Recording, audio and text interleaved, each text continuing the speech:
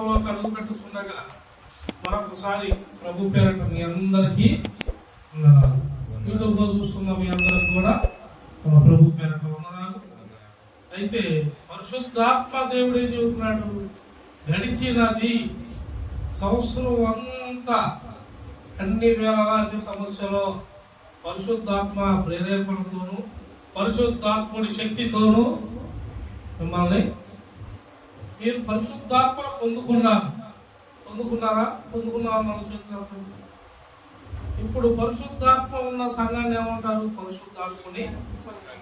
అద్వితీయ దేవుడి మందిరం అంటే అన్ని కార్యాలే, అన్నిటి యందు కార్యాలే, అన్నిటి కార్యాలు జరుగుతుంది. మరి మనం ఎవరు సంఘం, ఎవరిని పొందుకున్నాం?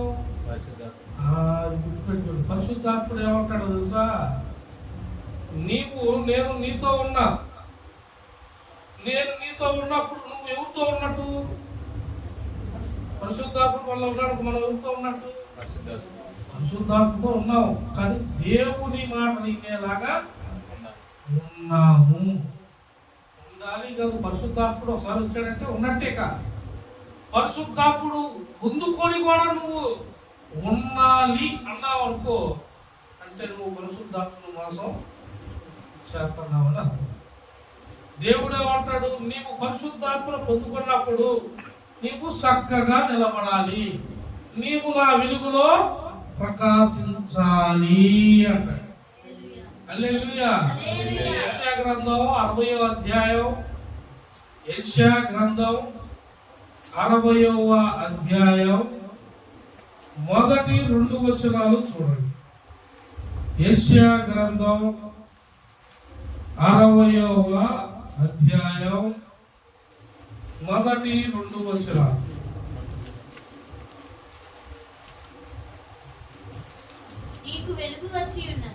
నీకు వెలుగు వచ్చి ఉన్నది, లెమ్ము, తేజరిల్లుము, యెహోవా మహిమ ఆమేన్.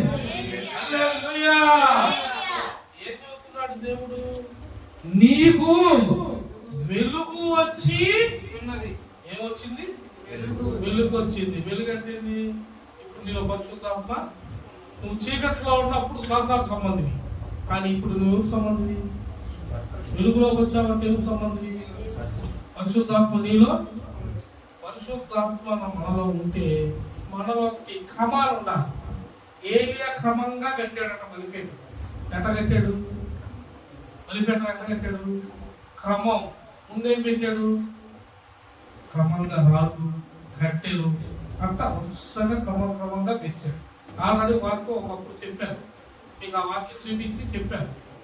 మళ్ళీ వెనకపోతే టైం పట్టింది. ఏలియా రాజు క్రమం చూపించాను మీకు. క్రమం అంటే ఏంది? మందిరంలో క్రమం అని అర్థం. ఏడవుతున్నాడు? నీకు వెలుగు వచ్చి ఉన్నది, లెమ్ము, తేజరిల్లుము అంటాడు. మరి మన వాళ్ళు ఏం చెబుతారు? అన్ని సాకులే. ఆయన వెలుగు వచ్చింది, లెమ్ము, తేజరిల్లుము అనేమో ఆయన అన్నాడు. మన వాళ్ళు ఎగుతున్నారా? తేజరిల్లుతున్నావా? ప్రతి దానికి ఒక సాకు, ప్రతి దానికి ఒక సాకు. దేవుడి దగ్గర నువ్వు ఉండడానికి ఉండలేక సాకు, నీకు లోకం అనే ఆశ వదులుకోలేక సాకు, నీ మీద ఎన్నో ఉన్నాయి. నువ్వేమంటావు? అన్నిటికీ సాతాను గాడు మాకు దెబ్బ. ఇవాళ ఏంటిది? ఇవాళ ఏముంటుంది? బల్లాలో ఉన్న వాళ్ళందరూ, బాప్తిసం తీసుకున్న వాళ్ళందరూ బల్లాలు చేయాలరా? మీ అందరూ వైటేసం ఉంచారు. పరిశుద్ధాత్మ సంఘం మంది మిమ్మల్ని నేను పడుకుతాను. మీదే సంఘం అంటారు. పరిశుద్ధాత్మ సంఘానికి మీరు ఏర్పరచుకున్న బిడ్డలు. మీలో ఏముండాలి? మీకు వస్త్రం ఏ వస్త్రం ఉండాలి? ఇప్పుడు మీకు ఏ వస్త్రాలు ఉన్నాయి? మీరు జ్ఞాపకం చేసుకోండి. నేను చెప్పటంగా పరిశుద్ధాత్ముడు హెచ్చరిస్తాడు మిమ్మల్ని. నన్ను హెచ్చరించలేదు కదా అనుకుంటే హెచ్చరించిందా చేసుకోకండి. ఆయన హెచ్చరిస్తే తేడా పడతారు. ఆయన హెచ్చరిస్తే తేడా పడతారు. చూడండి కావాలంటే దానియేలు గ్రంథం 8వ అధ్యాయం, దానియేలు గ్రంథం 8వ అధ్యాయం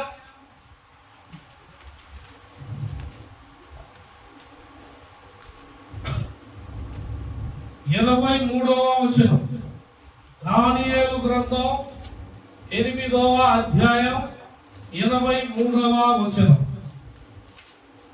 ఏమనుంది? వారి ప్రభుత్వము యొక్క అంతములో వారి అతిక్రమములు సంపూర్తి అగుచుండగా క్రూర ముఖము గలవాడును ఎవడంట? క్రూర ముఖము గలవాడును వాడు యుక్తి గలవాడును అంటే ఇప్పుడు గుర్తు పెట్టుకోండి. మీరు వెలుగులో ఉంటున్నారా? వెలుగు ఉందని మోసపోతూ మేము దేవుడి బిడ్డలమని నడుస్తున్నారా? మీరు ఒకసారి చూడండి. వెలుగు సంబంధులు వెలుగులో ఉంటారు. నా ఎంత చీకటి ఎంత మాత్రం లేదు, నేను వెలుగును మీకు ఇస్తాను అని దేవుడు అన్నాడు. వాడేమో క్రూర ముఖం గలవాడు, వాడు యుక్తి గలవాడు.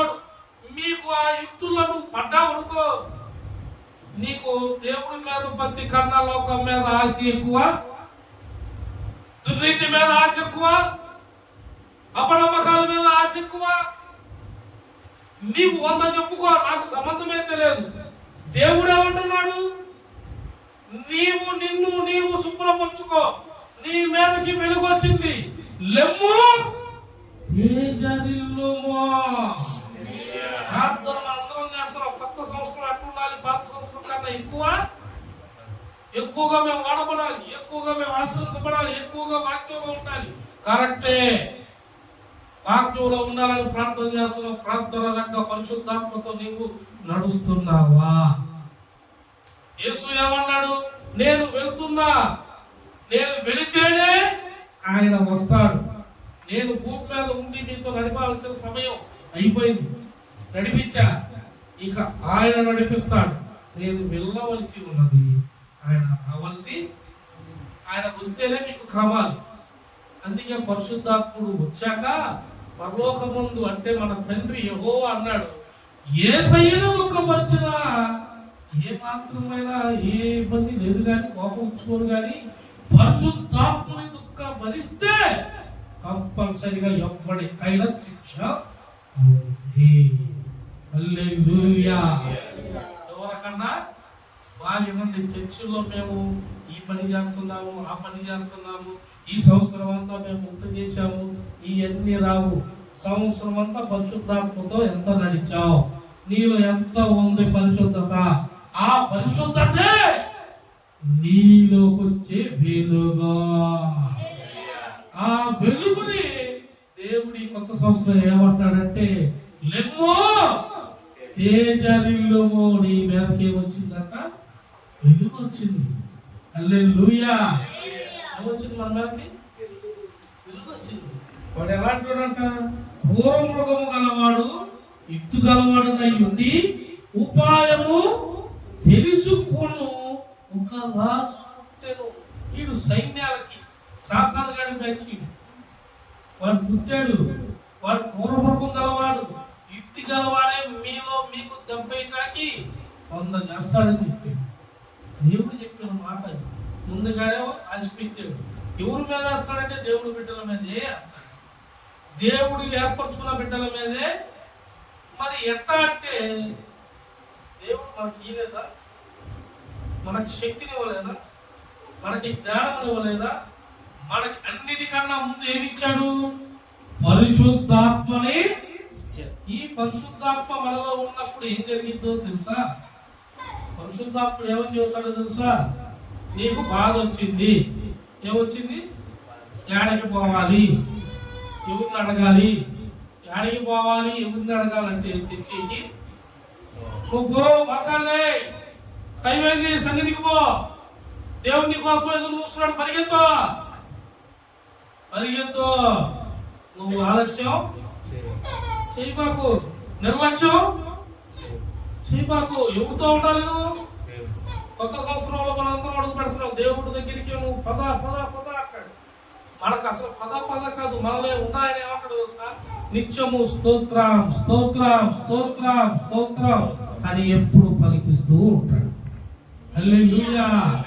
నిత్యము మనల్ని స్తోత్రం పలికే వాడికి ఏం గుర్తొచ్చింది? బలిపీఠం, మందిరం, మందిరంలోనే బలిపీఠం ఉంటుంది. బలిపీఠం కాడికి పరిగెత్తే ఆసక్తి, వాక్యాన్ని ధ్యానించే ఆసక్తి, రెండింటిని పుట్టించేవాడే పరిశుద్ధాత్మ దేవుడు. అపవాదిగాడు వాడికి తెలివి యుక్తి కలది. నీకు కొంచెం దొరికావనుకో వాడికి ఇంకోటి వేస్తాడు అక్కడ. వాడు యుక్తి గలవాడు ఉందిగా, తెలివి గలవాడు ఉందిగా. ఇప్పుడు వాడిని నీకు వేస్తాడా? ఈయన నీకు దెబ్బ పడిద్దా పడదా? నువ్వు దూరం అవుతావా అవ్వా? దేవుడికి దూరం అయితే నీకే దెబ్బ. ఏంది ప్రభు అంటే నేను బైబిల్లో పెట్టాగా, ఆల్రెడీ నీకు చెప్పావాడు యుక్తి గలవాడు. ఏం గలవాడు? వాడు యుక్తి గలవాడు. మరి నువ్వేం చేయాలా?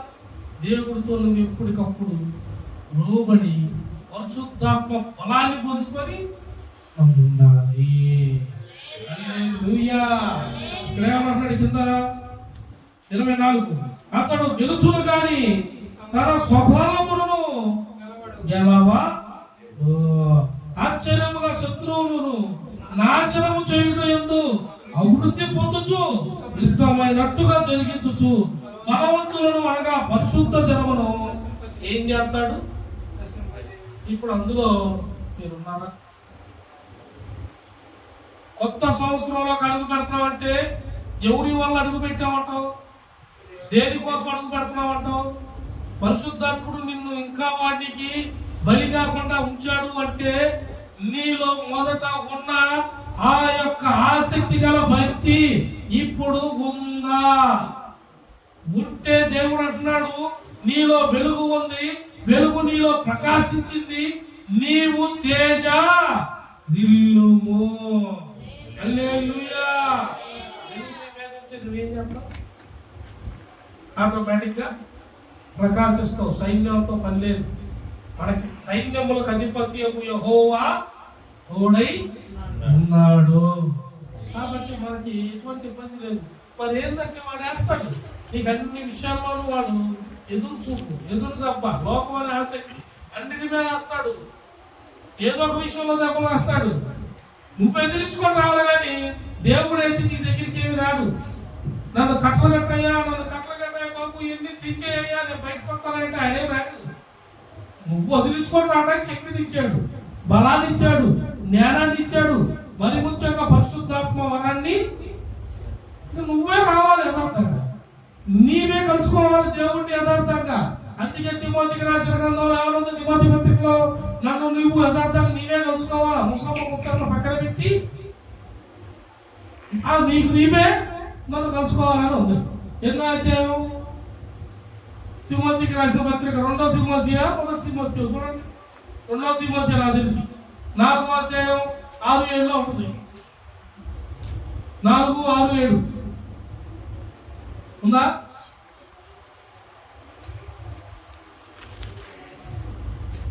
9-10 ఉందా? చదువు.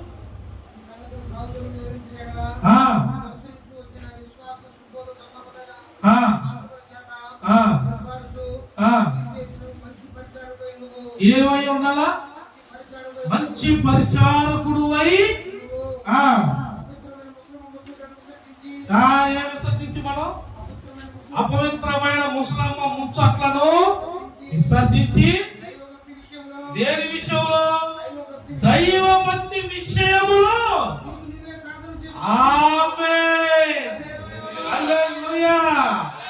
ఇప్పుడు మనం సాధన ఇప్పుడు బతుకుతారా? ఇప్పుడు ప్రభు వల్ల ఏందో ప్రభువే చెప్పాడు. ప్రభు వల్ల సేకరించేది అప్పుడు మనం ఎట్లుండాలో ప్రభు ప్రతిదినం చూస్తాడా? మిమ్మల్ని నేను ఏర్పరచుకుంటే నిన్ను పేరు పెట్టి పిలిచి తిని అన్నాడు. పేరు పెట్టి పిలిచాడంటే ఇక మనకి పక్కన ఒక పని లేదు. మనకి ఎవరితో పని? దేవుడితోనే. దేవుడి మాటలే. దైవ భక్తి విషయంలో మనం జ్ఞానం కలిగి ఉండాలి. ధ్యానము మనల్ని మనం ఏర్పరచుకున్నాం. మనల్ని మనం కాదు, దేవుడు మనల్ని అనుకుంటున్నాం. మనం ఏది కొనువేనా? దేవుడు మనలను ఏర్పరచుకున్నాడు. వాడి మీద యుద్ధానికి మనం రెడీ చేస్తాడండి. ఎదుర్కోవాలి మనం. దేవుడు ఎదిరిస్తాడు. చూడండి, దాని గ్రంథంలో ఆ మాట కింద చూడు, 25వ వచనంలో 1, 2, 3, 4, 5వ లైన్.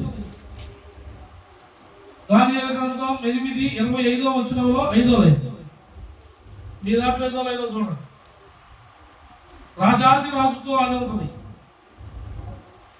అతడు రాజాది రాజుతో యుద్ధము చేయును గాని కడపట అతని బలము దైవాధీనము వలన కొట్టివేయ. హల్లెలూయా. వాడు గెలవలేడు. వాడేమి గెలవలేడు. ఇలాగే యేసన్న గారు సభలకు వెళ్ళాడట. మీటింగ్స్కి వెళ్ళినప్పుడు ఒక ఆమె వచ్చిందట. అంత అయిపోయాక ప్రార్థన చేస్తుంటే ఒక పెద్ద ఆవిడ వచ్చింది. వచ్చాక అయ్యా యేసు ప్రభు నిజంగానే పాపిని క్షమిస్తాడా అని అడిగిందట. ఏందమ్మా, ఆయన పాపమును కొట్టివేయడానికే, పాపిని క్షమించడానికే, ప్రేమను చూపించడానికే వచ్చాడు అని చెప్పాడట. మరి నేను చాలా పాపాలు చేశాను అన్నట. ఏం చేశామంటే ఆమె చెప్పిందట, నేను పురుడు పోసే ఆమెనే, గర్భిణీశ్రీ పురుడు పోస్తారు కదా, నేను ఆమెనే. అయితే కొంతమంది పిల్లలు ఇష్టం లేక 20, 30, 50 ఇచ్చి పిల్లలు చంపేయమంటారు. పుట్టిన పిల్లల్ని అక్క ఎంతో మందిని చంపేసిందంట డబ్బులు తీసుకుని. ఎంతో మందిని. నేను అంత పాపినయ్యా అని అడిగినా, ఇప్పుడు నన్ను క్షమిస్తాడా? నేను ఇంత పాపినయ్యా, ఎన్నో ప్రాణాలు తీశాను, ఎంతో మంది వాళ్ళ ఒక్క దురాలోచనల కళ్ళ ఎన్నో చేసి ఏడకొచ్చాక బిడ్డల కన్నాక ఆ బిడ్డలను చంపమని మాకు డబ్బులు ఇచ్చేవాళ్ళు. నేను చెప్పి కాలంలో పడేశాను అని చెప్పి ఆ కన్నీళ్ళు కాచి ఏడ్చిందంట. ఏడ్చి ఇప్పుడు నన్ను దేవుడు క్షమిస్తాడా అని అడిగినాడు. నిశ్చయముగా దేవుడు క్షమిస్తాడు. ఎందుకంటే నీ పాపాన్ని ఒప్పుకున్నావు. ఇక నువ్వు తిరిగి చూడబాకు. నువ్వు మారు మనసు మీద బాప్తిసం పొందు, తిరిగి చూడబాకు అన్నాడు. సరే అని మళ్ళా ఏమైనప్పుడు ఇంకొక క్వశ్చన్ అయ్యాదట. ఏందమ్మా అన్నాడు. 2 రోజుల క్రితమే 50 రూపాయలు ఇచ్చి ఒక బిడ్డను చంపేమంటే చంపేశాడయ్యా. ఆ తల్లి ఆ బిడ్డను చూడలేక తన తల గోడకేసుకుని కొట్టుకుంది. తన భర్త వచ్చి ఏం చెయ్యాలో తెలియక వాళ్ళ భర్త కూడా వచ్చి ఇంకొక 50 ఇచ్చి అయిపోయింది తీసి పడేసేమన్నాడట. అన్నీ తీసి 2 రోజుల క్రితమే ఈ పాపాన్ని చేశానయ్యా. ఇందాక చెప్పేది ఎంత ఉంది, ఇంత పాపినయ్యా, నేను నన్ను క్షమిస్తారా అన్నాడు.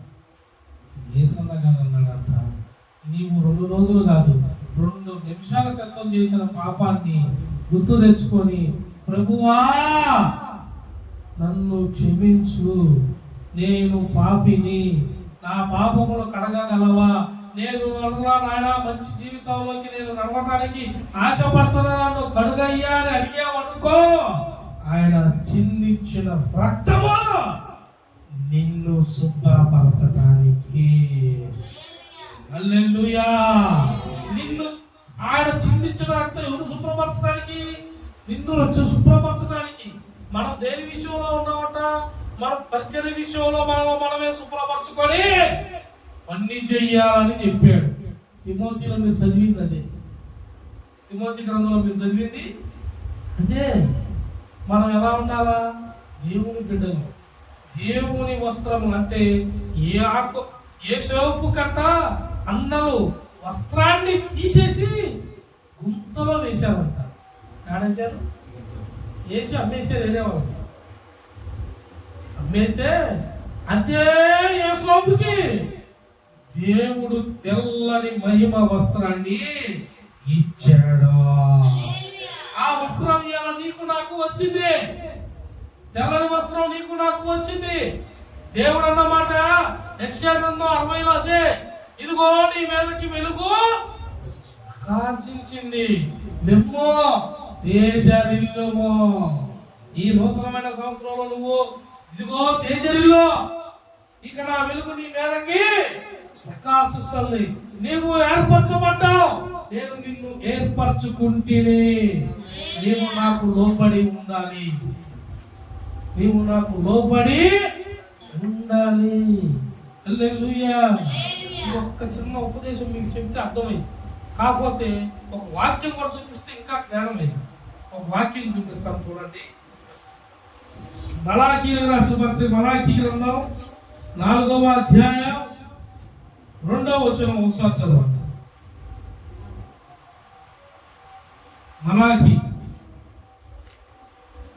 మలాకీ గ్రంథం 4వ అధ్యాయం 2వ వచనం.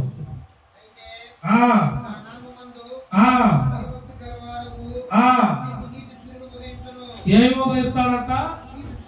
నీతి సూర్యుడు ఎవరికి ఉదయిస్తాడని ఉంది? నా నామమున భయభక్తి గలవారుకు. హల్లెలూయా. భయభక్తి గలవారికని మెన్షన్ చేశాడు కదా. మీకు ఒక చిన్న ఉపమానం చెప్తాను.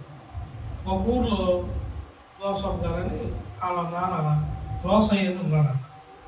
ఏం పేరు? రోసయ్య.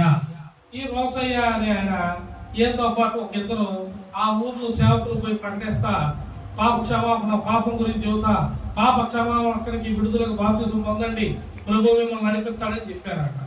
అయితే రోసయ్య అనే వ్యక్తి ఇంకొక ఇద్దరు కలిసి నమ్మి ఏం తీసుకున్నారు? బాప్తిసం తీసుకున్నారు. బాప్తిసం తీసుకున్నాక ఊళ్ళోకి వెళ్ళారంట. తిరిగి ఊళ్ళో వాళ్ళు అన్నారంట, రే ఊరు మొత్తం కొలిచేది దేవుడైతే మీరెవరు ఆయన్ని నమ్మారు, బాప్తిసం పోయారు, ఆయన నమ్మబాకండి, వదిలేయండి, లేదంటే ఊళ్ళో నుండి మిమ్మల్ని వెళ్ళేస్తాం అన్నారంట. ఆ మాటలు ఈ మాటలని రోసయ్యతో పాటు తీసుకున్న బాప్తిసం ఒక ఇద్దరు ఉన్నారు కదా, వీళ్ళు అడ్డీడి చేసి ఎందుకు వచ్చిన గొడవ, మనం ఊరు కాదని వెళ్ళి బతలేము, ఊరు మనమే అని ఊర్లో కలిసిపోయారు. రోసయ్యని పోయి అడిగారంట. తర్వాత ఎవరిని పోయి? రోసయ్యని పోయి అడిగితే రోసయ్య అన్నాడంట, ఊరు కాదు మొత్తం ప్రాంతాలు దేశం మొత్తం కలవడే, మీరు సాగున్నాయి, నేను మాత్రం యేసయ్యనే నమ్మాను, చివరి దాకా ఇక యేసయ్యే నా దేవుడు అన్నాడు. హల్లెలూయా. ఎవరు దేవుడు? యేసయ్యనే నమ్మాను, ఇక చివరి దాకా ఏదైనా కానీ యేసయ్యే అని అంటారు.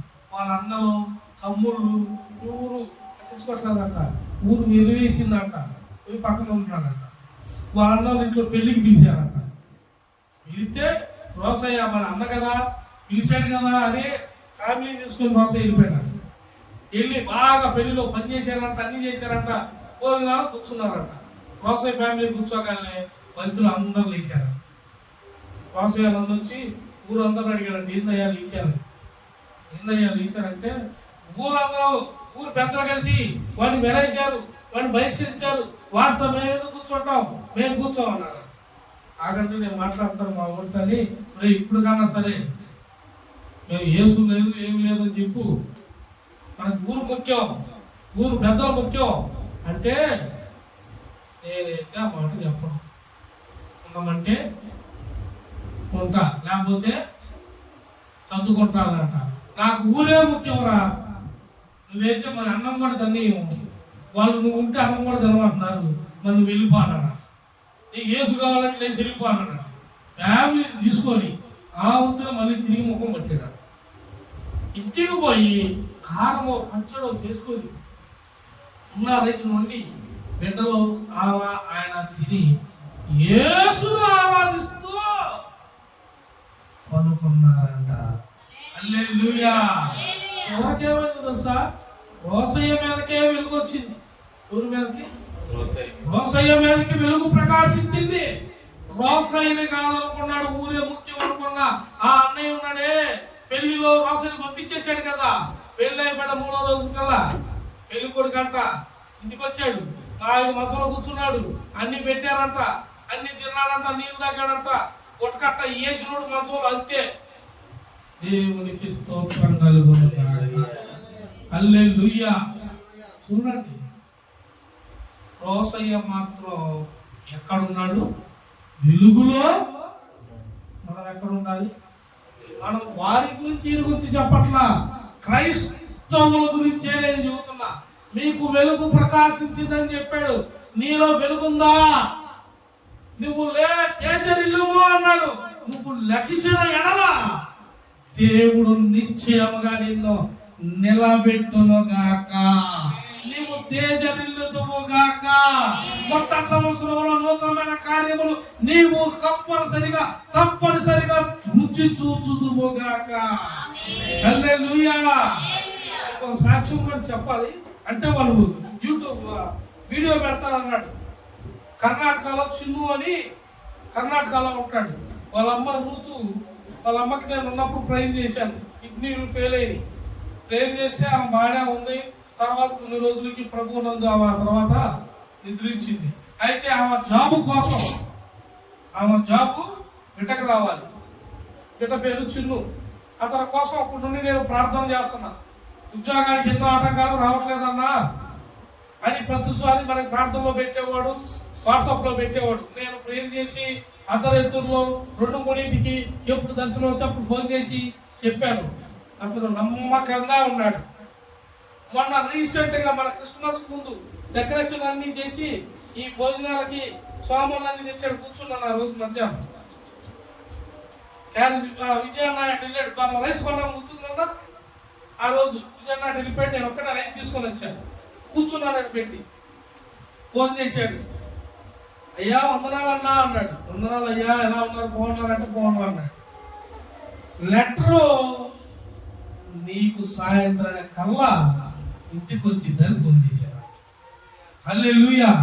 నాకు 2 రోజుల ముందే నేను చెప్పా దర్శనంలో రాత్రి నిండప్పుడు టేబుల్ మీద ఆఫీసులో లెటర్ రెడీగా ఉంది, నువ్వు సిద్ధంగా. ఆ రోజు చెప్పావు. క్రిస్మస్ అయిపోయింది.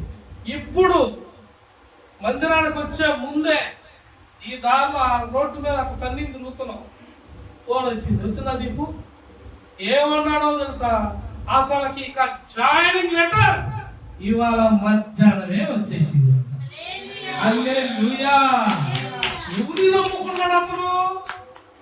ఎవరి మీద ఆధారపడ్డాడు అతను? అందరు కలిసి ఇది రాదన్నారు. అందరూ తల మాట చెప్పారు. 100 చిక్కులు ఎన్ని కట్టినా డబ్బులు పెట్టినా ఇక వల్ల కాదన్నారు.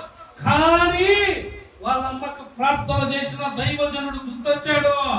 ఆ దైవజనుడు ఉంటే దైవజనుడికి ప్రార్థన చేయమని అడిగితే దేవుడు కార్యం చేస్తాడని నమ్మాడు. ఫోన్ చేశాడు. నమ్మినట్టు బిడ్డకి ఎన్ని సమస్యలు అంటున్నా తొలగిపోయి ఈ ఆలయం ఉత్సాహానికి లెటర్ పూర్తిగా వచ్చేసింది. హల్లెలూయా. ఇప్పుడు ఆ బిడ్డ లేచినట్టేనా? తేజరిల్లినట్టేనా? రేపు నుండి ఆ బిడ్డ ఉద్యోగానికి ఏమని చెప్పాడో తెలుసా? అంకుల్, నేను మిమ్మల్ని ప్రార్థన చేయమన్నా మీరు ఏకంగా మొత్తం నాకు, కానీ నేను మీకు ఏమి చేస్తానని కూడా చెప్పలేదు. Thanks uncle. నేను ఉద్యోగంలోకి వెళ్ళాక నేను మీకు కానుకిస్తానని చెప్పలేదు, అది ఇస్తానని చెప్పలేదు. మీరు అసలు ఏది కూడా నన్ను అడగలేదు. ప్రార్థన రోజు చేశారు. అర్ధరాత్రులు కూడా నాకు చెప్పారు. నేను మిమ్మల్ని మర్చిపోను అంకుల్ అన్నాడు. ఆ బిడ్డకు ఉద్యోగస్తుడు. ఉద్యోగం వచ్చే బిడ్డ అంటే 20 సంవత్సరాల పైనే ఉంటాయి. 25 సంవత్సరాలు 20 సంవత్సరాల వాళ్ళకి అంకుల్ ఏందో అనుకుంటారే మీరు. అంకుల్ అన్నా నా పోస్ట్ ఇదే. ఎవరినైనా నేను అందుకోవటమే, సరి చేయటమే నా పోస్టు. దేవుడు నాకు ఇచ్చిన ఆ పోస్టే. మిమ్మల్ని అందరినీ నేను ఎలా నడుచుకుంటున్నాను, ఎలా నేను కష్టపడుతున్నాను, ఆ కష్టాన్ని మర్చిపోయే బలం ఏడ పొందుకున్నానంటే దేవుని దగ్గర పొందుకున్నాను. మీరు పొందుకోవాలి. వాడు క్రూర ముఖం కలవాడు కదా, మీకు అన్ని వేస్తాడు దెబ్బలు. ఏమేస్తాడు? అన్నిటి మీద దెబ్బలు వేస్తాడు. మీరు వాటికి వెళ్ళి మందిరానికి వెళ్ళే వాళ్ళకి దెబ్బ, మందిరానికి రాకుండా ఉండడానికి ఇలా ఎన్నో దెబ్బలు. మర్చిపోతాం మన పరిచర్య మర్చిపోతాం, మనం పొందిన స్థాయి, మనం ఏ స్థానం ఉంది మందిరంలో అది మర్చిపోతాం. మర్చిపోయేలా వాడు చేస్తాడు. కానీ నీవు మర్చిపోకుండా ఉండేలాగా పరిశుద్ధాత్ముడితో ఉండాలి. అప్పుడు ఆయన నిన్ను నిలబెడతాడు. మత్తయి సువార్త 4వ అధ్యాయంలో మాట చూడండి. మత్తయి సువార్త 4వ అధ్యాయం మత్తయి సువార్త 4వ అధ్యాయం 6వ వచనం ఒకసారి చదువు. నీవు దేవుని కుమారుడు అయితే క్రిందకి దుముకుము, ఆయన నిన్ను కూర్చి తన దూతలకు ఎవరు చెబుతున్నాడు దృశ్యుడు? లూసిఫర్ ప్రభువుకి చెబుతున్నాడు. పోయి ఎవరికి? ప్రభువుకి సిద్ధపడ్డాడు. ప్రార్థనలో ఉండి 40 దినాలు ఫాస్టింగ్ ఉండి రాగానే పోయి ఆయన బెంబెట్టాలని పోయాడు. మీరేదో పెద్ద సాగులు చెబుతున్నారు, ఆయన సాగులు చెప్పరా?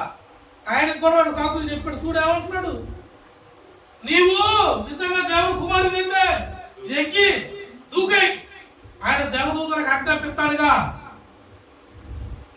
ఇట్లాంటి చాలా చెబుతాడు. ఆయన ఒకటే చెప్పాడు ఇట్లాటన్నిటికీ. ఆయన ఏం చెప్పాడు తెలుసా? ఇంకా ఉంది, చదవండి. నీ పాదం ఎప్పుడైనా రాతికి తగలకుండా వారు నిన్ను చేతులతో ఎత్తుకొందురు. యా చదువు.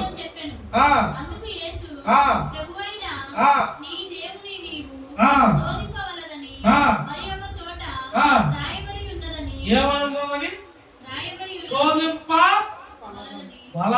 అంటే ఇప్పుడు నీకు ఒక హక్కు ఉంది.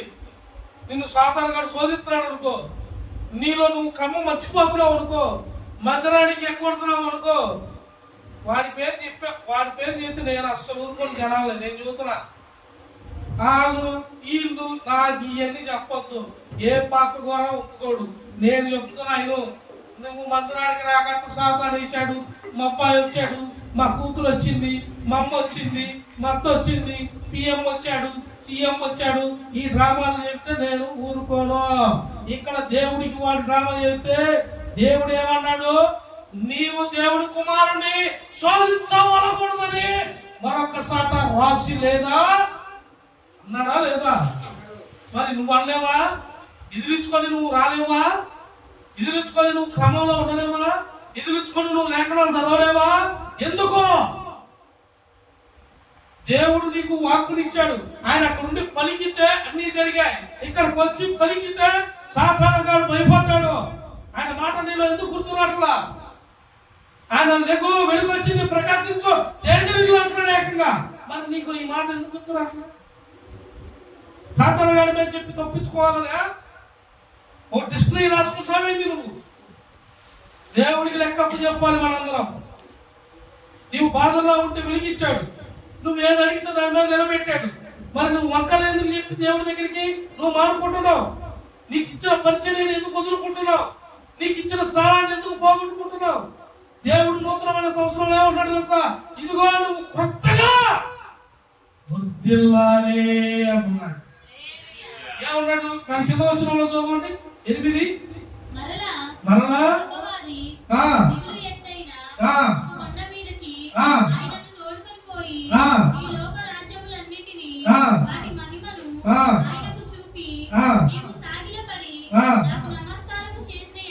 ఏం చేయాలంట? ఎవరు చేయాలంట? ఏ సైన్ ఎవరిలో నీడు? ఏ సైన్ అంట? సాగిలపడి నమస్కారం చేస్తే ఈ ఎన్నిటిని నీకు ఇచ్చేదను. ఆయన తీసుకోడు, వాడికి తెలుసు. అసలు ఆడ దంతే ఇక్కడ పడ్డాడు, దేవదూత ఆడ దంతే ఈడ పడ్డాడు, దరిద్రుడు ఈడ పడ్డాడు. దేవుళ్ళు అమ్మడు, ఎవరు లొంగుతున్నారంట? ఇప్పుడు దేనికి నువ్వు లొంగుతున్నావు చూసుకో. దేనికి నీ ఆశ ఉందో చూసుకో. వస్త్రకాల నుండి పద్ధతి క్రమము. సన్నిధిలో ఉన్నావు, సన్నిధిలో ఉంటున్నావు అంటే క్రమము. దేవుడి దగ్గర ఉన్నావంటే క్రమము. నిన్ను క్రమం ప్రధానంగా పెంచడానికి దేవుడు క్రమాన్ని ఇచ్చాడు. నేను అన్ని విషయాల్లో ఉన్నానంటే కుదరదు.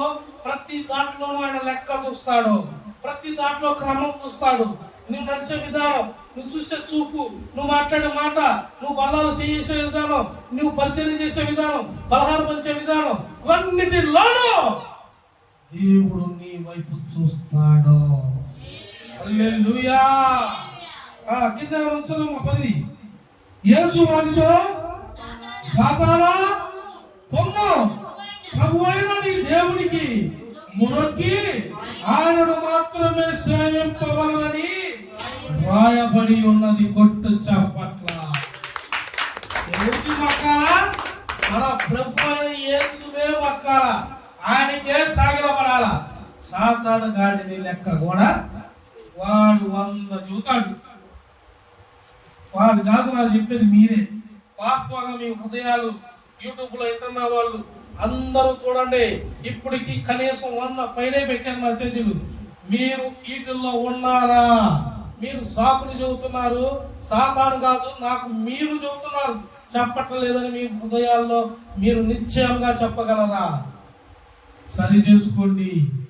దేవుడు ఏమంటున్నాడో తెలుసా? లెమ్ము తేజ నిల్లుము అంటే అర్థం ఏందో తెలుసా? ఆయన మన పక్షాన యుద్ధం చేస్తున్నాడండి. ఒక సైన్యమే ఉందని చెప్పాడు కదా ఇందాక. సైన్యం మన పక్షాన యుద్ధం చేయడానికి ఏమున్నారంట? సైన్యం, దేవదూతల సమూహం ఉంది. సాతానుగాడు ఎందుకు వస్తాడు? సాతానుగాడి నువ్వు చెప్పు అంటే నువ్వు బైబిల్ చదవట్లా, ప్రార్థన చేయట్లా, నీలో నడిపింపు పోయింది, పరిశుద్ధాత్మ ప్రేరేపణ పోయింది, పరిశుద్ధాత్మ గద్దెంపు పోయింది, లేదు పోలేదు అంటే నువ్వు అన్నిటి వల్ల వైపు చూడవు. అన్నిటికీ ఒకటే సమాధానం, సాతానా నా ప్రభు అయిన యేసును మొక్కాలే నా జీవిత విధానం. నీవు లేచి పారిపో అంటే వాడు పరిగెత్తుతాడు, నీవు మందిరంలో ఉంటావు. హల్లెలూయా. మందిరంలో ఉన్నవాడి పేరు ఏడ రాసి పడింది? జీవ గ్రంథంలో. ఆ జీవ గ్రంథంలో మన పేరు రాయాలంటే మన క్రమంలో ఉండాలా లేదా? పరిశుద్ధాత్మను పొందుకోవడం మానుషుగా పొందుకున్న కాడి నుండి కరెక్ట్గా కరెక్ట్గా లేకపోతే తేడా పడుతుంది. పరిశుద్ధాత్మను దుఃఖపరిచే వాడికి చూపిస్తాడు ఆయన. మనకి ఆయన చూపించేలా మనం ఉండకూడదు. ఎప్పటికప్పుడు మనం ఎలా ఉండాలా? యథార్థంగా. వాడు ఏం చేయలేడండి. నేను చెబుతుంది ఏంటంటే మీకు టోటల్గా వాడైతే మనల్ని ఏమి కూడా వాడు ఎన్నో పెడతాడు. ఎన్ని అట్లన్నా పెట్టు, ఏదైనా చేయని, 100 చెప్పు. ఎన్ని 100 నేనైతే 100 నువ్వు 100 చేస్తే నేను 102 చెబుతా. నీకన్నా ఎక్కువ జ్ఞానం ఉంది. సాతాను గాడు ఏమేం చేస్తాడో నాకు తెలుసు, దేవుడు శక్తి నాకు తెలుసు. నీకన్నా ఎక్కువ జ్ఞానం ఉంది నాకు. నీకన్నా ఇదిగో నేను ఇలా ఉన్నాను, ఇప్పుడు వస్తా. మీకు డౌట్ ఉంటే నన్ను హాస్పిటల్ తీసుకెళ్ళండి. ఈ వ్యక్తికి స్ట్రోక్ ఎన్నిసార్లు వచ్చిందో డాక్టర్లు చెబుతారు నా మీద. స్ట్రోక్ నాకు ఎన్నిసార్లు వచ్చిందో చెబుతారు. నేను ఏ రోజు నా భార్యకి కానీ, నా ఇంట్లో వాళ్ళకి కానీ, సంఘానికి కానీ ఇంతవరకు చెప్పలా. నా స్టాపుగా తిరిగి తిరగక 10 రోజుల క్రితం అయితే భయంకరంగా వచ్చింది స్ట్రోక్. నొప్పి సన్నగా మొదలైతే ఏడకో వెళ్ళిపోయింది. నేను ఒకే ఒకటి చెప్పా, తుది శ్వాస వరకు దేవా నీ చిత్తమును చేయునుదే వాడికి దారి లేదు. నేను పుణ్యమే చేయేసి ఆ మాట చెప్పా. 10 నిమిషాలకి అన్ని చదువుకోవాలి. ఎట్లా నాకు చాలా సార్లు వచ్చింది. నేను ఎప్పుడు భయపడలేదు. నేను చెప్పానా? సాక్ష్యం ఇదే. మా ఇంట్లో కూడా నా అడుగులు అయితే నేను వారికి చెప్పాలా. వారికి నన్ను చాలా మంది నాకు స్ట్రోక్ వచ్చింది. స్ట్రోక్ రావడం స్ట్రోకే భయపడి వెళ్ళిపోయింది. స్ట్రోక్ నువ్వేం చెబుతావు? నాకు వచ్చి సాకులు చెబుతారు నా కాడికి. దేవుడు వాక్యం ఉంటే సాకులు కాదు. దేవుడితో వారిని గద్దీసాకి నువ్వు ఉంటావు. దేవుడు నీతో ఉంటాడు. ఆ జ్ఞానం అయింది. సపట్ల పడతాడు. జ్ఞానం అయిపోయింది వాళ్ళకి. పరిశుద్ధాత్ముడే లేపేశాడు వాళ్ళని. హల్లెలూయా. ఈ చెయ్యి ఇరిగింది. ఈ చెయ్యి పొట్ట అని దెబ్బలే. నేను సాకులు ఎత్తుకురాలా, చలికి ఎత్తుకురాలా, భయం లేదు. భక్తి అంతా నాకు భక్తే. భక్తి ఏంటంటే యేసు. బైబుల్లో ప్రతి మాట తీసుకుంటా. సాతానికి చెప్పవలసిన మాటలు వాడిని ఎన్ని రకాలైన అయిపోయింది. బ్లడ్ పండి, కాళ్ళు ఎప్పుడు రాని, గుండె నొప్పి రాని, కడుపు నొప్పి రాని, ఇంట్లో శోధించని, బయట శోధించని, ఒక్క నిమిషం కూడా నేను భయపడ్ను. ఆడు నన్ను శోధించాడు అనుకో, నా కాడేముంది? పరిశుద్ధ గ్రంథం. అవునా? కానీ అంటాం బైబిల్ తెస్తా. వాడికి ఈడెదురు ఆయన నిప్పిస్తుంటే బైబిల్ తెస్తున్నాడు. ఇక వాడికి మొదలైతే టెన్షన్. నాకు కాదు స్ట్రోక్, వాడికి. హల్లెలూయా. బైబుల్ తీసి మాట్లాడిస్తాడు నా దేవుడు అని. అలా గద్దించే ఇలా సువార్త ప్రకటిస్తున్నాడు. అలా వాడిని గద్దించే శక్తి పరిశుద్ధాత్ముడు నాకు ఇచ్చాడు. ఆయనకి లోపడాల మనం. సాక్షి ఎవరైనా చెబుతారు. సాక్ష్యానికి నువ్వు క్రమంగా ఉన్నావా? సాక్ష్యానికి ఇక్కడ అర్ధరెత్తు లేదు, అవరెత్తు లేదు. మీ అందరికి ఏ అవసరం వచ్చినా నేను వచ్చానా రాలేదు. ఇప్పుడు కాదు, ఈ ఊరు కాదు, నీకు ఇక్కడ కాదు, చాలా ఊరికి వెళ్ళదా. విజయమ్మ నేను, ప్రసాద్ అన్న నేను ముగ్గురు కార్లు వేసుకొని నైట్ 12 తర్వాత ఏడో దర్శి అవతల ప్రార్థన చేసి 12 తర్వాత ఆ నుండి ఇంకో 30 కిలోమీటర్లు లోతు లోపలికి అసలు ఆగేది లేదు. అడగంటే కావాలంటే వాళ్ళకు నీరసం వచ్చింది పాపం. అమ్మ ఏదో ఇంకా ముగిడు పిలుస్తా ఉంటే వాళ్ళు పిలుస్తా ఉంటే పోతా ఉంటాడు అనుకున్నారు. పోవటమే చెప్పువారి శ్వాస దాకా నా పని ఏంది? దేవుని పని. ఆయన నన్ను పిలిచాడు, ఏర్పరచుకున్నాడు. నలిగి విరిగిన బిడ్డలో వెలుగులో ప్రకాశించటానికే దేవుడి సేవకుడు.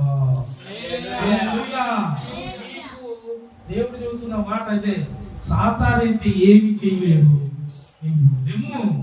ఇప్పుడైనా ఇకైనా ఈ 2026 ఈ కొత్త సంవత్సరంలో దేవుడు ఇస్తున్న మాట, లెమ్ము తేజరిల్లుము, నీ మీదకి వెలుగు ప్రకాశించింది. హల్లెలూయా. ఆగిన ప్రతి కార్యాన్ని నువ్వు చూస్తావు, ప్రతి కార్యాన్ని నువ్వు పొందుకుంటావు. నూతనమైన స్వభావం నీలో వచ్చింది, పరిశుద్ధాత్మ వెలుగు వచ్చింది, పరిశుద్ధాత్మ పూర్ణులవుతావు. బలంగా వాడబడుదుము గాక. ఆమేన్. చూస్తారా? 2 నిమిషాలు ఉంది. ఒక్క లేఖనం చూడండి, కావాలంటే చూపిస్తా. ఎఫెసీయులకు రాసిన పత్రిక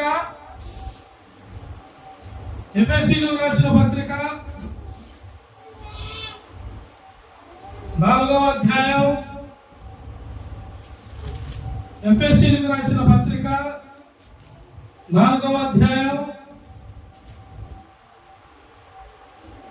17-18. కాబట్టి అన్యజనులు నడుచుకున్నట్టు మీరు ఇక మీదట నడుచుకొనవలదని ప్రభువునందు సాక్ష్యం ఇచ్చుచున్నాను. ఎఫెసీ గ్రంథం 4:17. కాబట్టి నడుచుకొనవలదని ప్రభువునందు సాక్ష్యం ఇచ్చుచున్నాను. వారైతే అందమైన మనసు గలవారు, తమ హృదయ కాఠిన్యము వలన తమలోనున్న అజ్ఞానము చేత దేవుని వలన కలుగు జీవములో నుండి వేరుపరచబడిన వారై తమ మనస్సునకు కలిగిన వ్యర్థత అనుసరించి నడుచుకొనుచున్నారు. దేవుణ్ణి వ్యతిరేకం. ఇప్పుడు మీలో మీరు చూసుకోండి, నేను చెప్పిన అర్థమైతే మీలో ఎన్ని క్వశ్చన్లు మీరు చేసేయండి దేవుని సంబంధమా వ్యర్థంగా మీరు ఏర్పరచుకున్నాయా? ఇప్పుడు లెక్క మీరు చెప్పాలా, నేను చెప్పాలా? దేవుడికి మీరు లెక్క చెప్పాల్సిన ఎన్ని రోజులు, ఎన్ని సమయాలు, ఎన్ని లేట్లు ఉన్నాయో చూసుకోండి. ప్రతిదీ లెక్క చెప్పాలి మనం. ప్రతి దానికి నువ్వు లెక్క చెప్పాలి. మందిరంలో ప్రతి దాంట్లోనూ నువ్వు లెక్క ఉంటది. నేను అందుకే చెబుతున్నా, మందిరం అంటే టేక్ నుంచి తీసుకోవద్దు. దేవుడు నీకన్నా ముందే వచ్చి ఆలయంలో నుంచొని ఉంటాడు, ఆలయంలో కూర్చొని ఉంటాడు. నీది ప్రతి సమయం ఆయన గమనిస్తాడు. నువ్వు రోజు నుండి సాయంత్రం దాకా ఏం చేస్తున్నావో చూస్తాడు. ఆదివారం ఎలా ఉంటుందో చూస్తాడు. నీలో క్రమం ఎలా ఉందో చూస్తాడు. నీలో పరిశుద్ధత ఎంత ఉందో చూస్తాడు. నిన్ను టోటల్ గా స్కానింగ్ చేసేస్తాడు ఆయన. హల్లెలూయా. ప్రతిదీ మనం వస్తున్న కాబట్టి స్కానింగ్ అయిపోయింది. మనం అందుకే దేవుడికి లోబడి ఉందుము గాక, దేవునితో కట్టబడి ఉందుము గాక. దేవుడే మనకి తోడై వెలుగులోకి నడిపించును గాక. ఆమేన్. ప్రార్థన చేసుకుందాం. అందరూ కొంచెంసేపు 2 నిమిషాలు ఉంది. 2 నిమిషాలు 5 నిమిషాలు ఉందా? ప్రార్థన అందరూ కొంచెం సేపు ప్రార్థన చేయండి. మైక్ తీసుకోండి. అన్నా విజయన్నా సార్ లోపల మైక్ ఇవ్వండి. విజయన్నా కూడా అందరూ 2 నిమిషాలు 10 నిమిషాలు క్లియర్.